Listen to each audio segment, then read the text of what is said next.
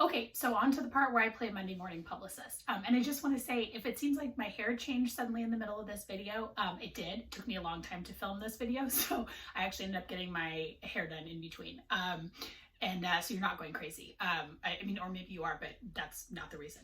Okay, so I want to mention, first of all, as I get to this part of the discussion, that I have not read this book.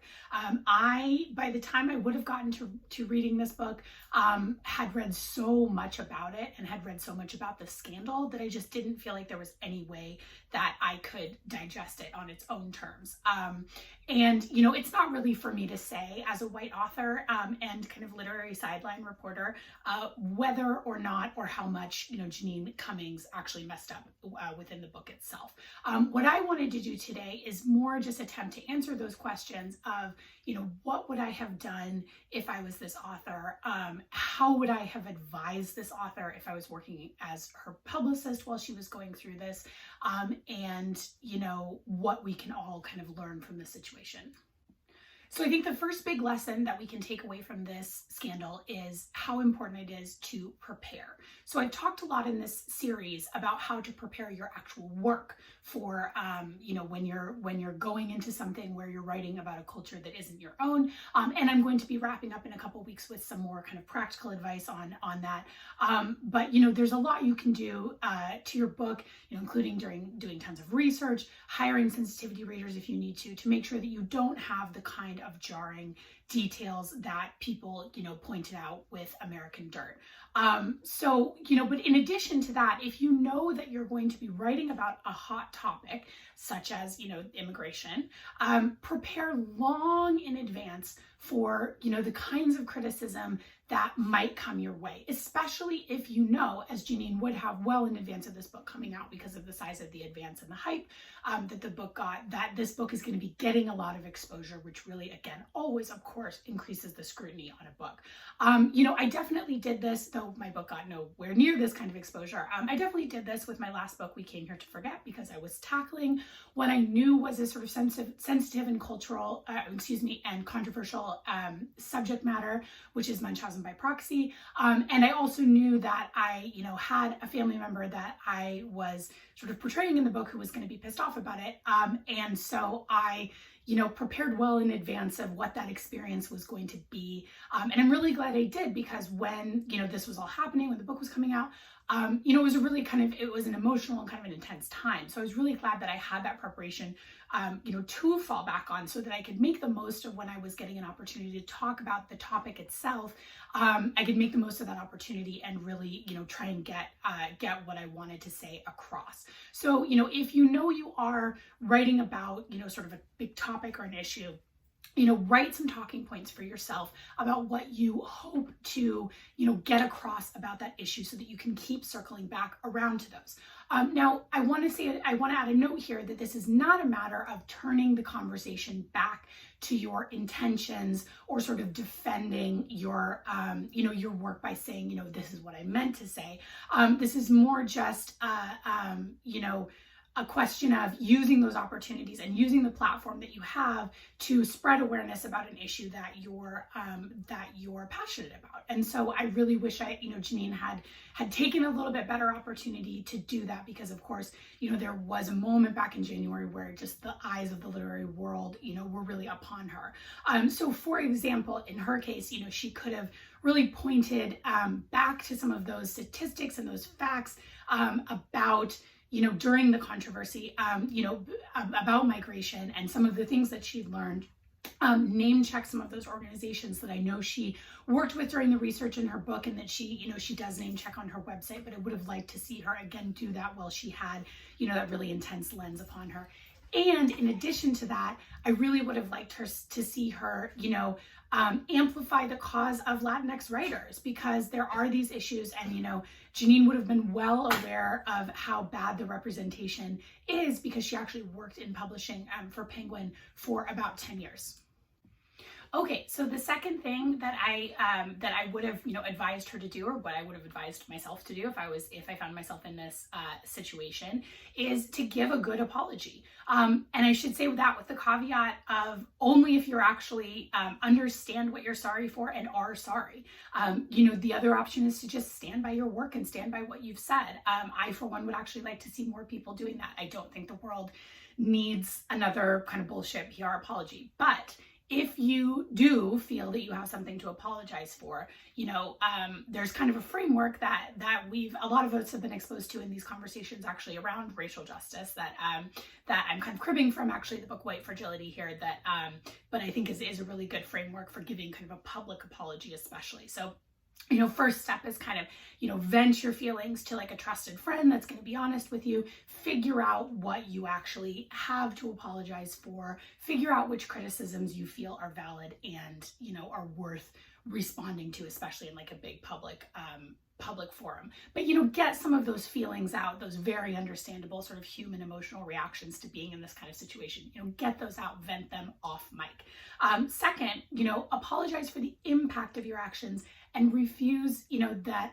desire to kind of keep turning the conversation back to your intent, and or qualify your apology with things like, I'm sorry people were offended. Again, like the world does not need more of that kind of apology for sure. So it's really important if you are apologizing to make it really clear that you understand what the actual issue is. And third, I kind of love this one, is to, thank your critics, the valid ones, of course, not people who are just sort of trolling you or taking unnecessary shots, which I think, plenty of people did in this case.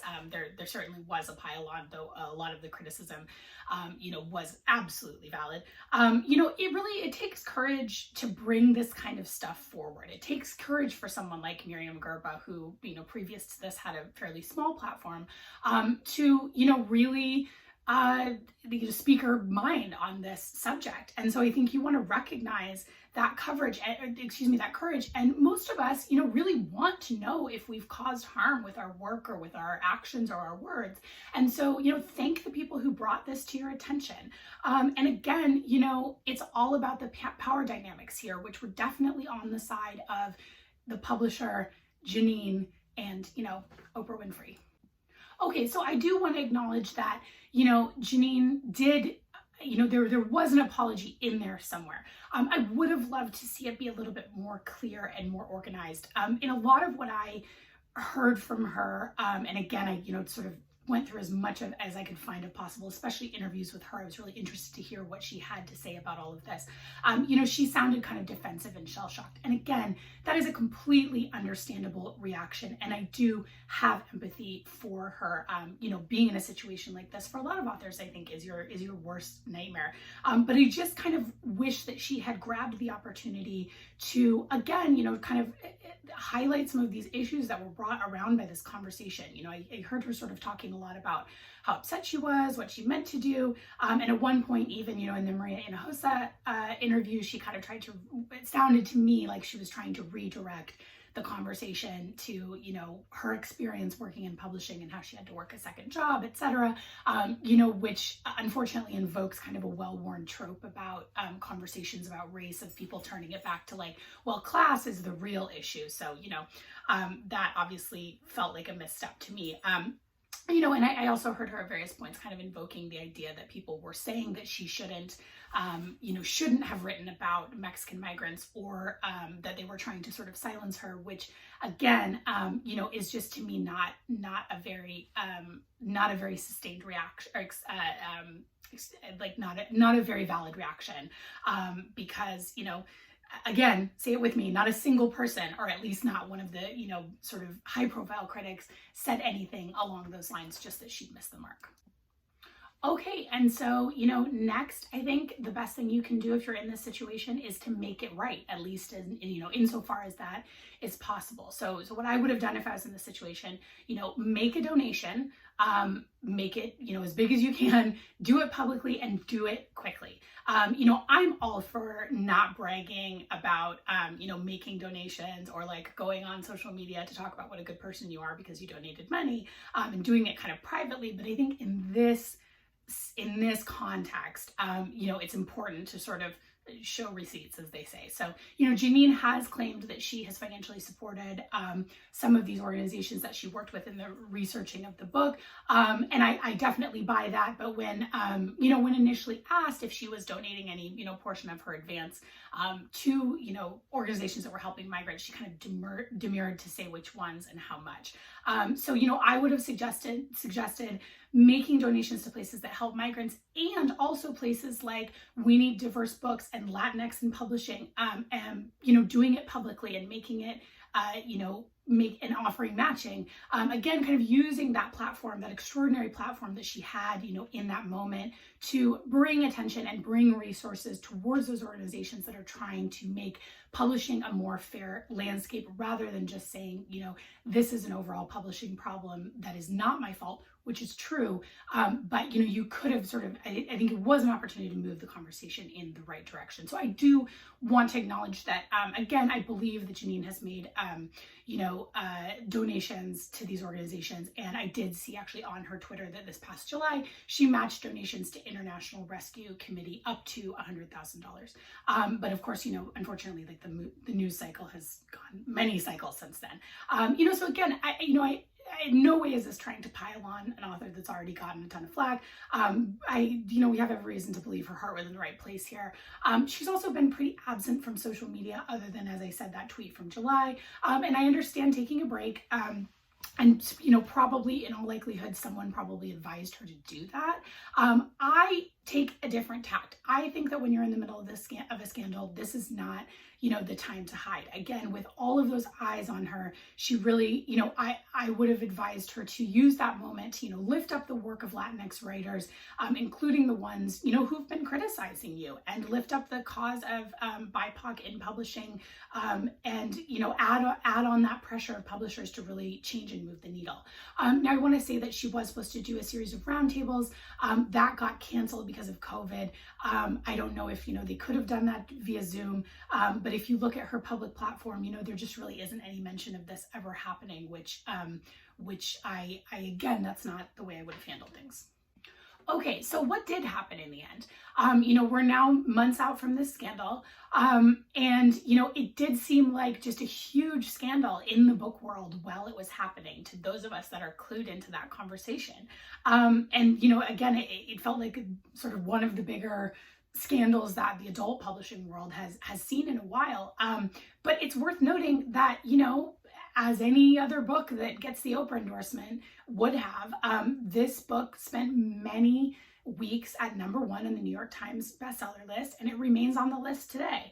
It has almost 14,000 reviews on Amazon with an average of 4.5 stars. It has 158,000 reviews on Goodreads with an average of 4.3 stars. And those are basically just signifiers that, in addition to being on the bestseller list, which is sort of, you know, they use this formula that pulls from different markets, it's not always a huge indicator of strong sales across the board. Those numbers to me indicate that this book has sold incredibly well and has, with readers, had a really good reception as a whole. So the upshot here is that all of this may have been very hurtful to Janine, but it does not appear to have hurt her career. Okay, so to bring this all to kind of a conclusion, you know, the reality is, as much as Janine's book was financially successful at this point, you know, most authors are not cold-blooded capitalists. We want to, you know, we want to create great art. We want to move conversations forward. You know, we want to touch people's hearts and change their minds.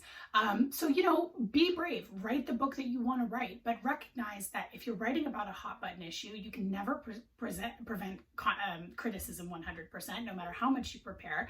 And if you have a mega hyped book, it's especially important to prepare for controversy. And realize that if it does happen, you know, as painful as it is an opportunity, even if it's a hard one. And it's possible to sort of, you know, rise above the fray and still engage in meaningful conversation while that is happening. And definitely, you know, it sort of pains me to say this, but don't rely on your publisher to know what to say and do if this is happening to you. You know, there's so many good, smart people in publishing. I've worked with a lot of them, but the reality is that the systemic issues in publishing around, especially things like race, just make them ill-equipped to be able to handle these kind of controversies. And ultimately, you know, people are not going to remember the publisher as much as they're going to remember you. It's your name and reputation on the book that people are going to remember.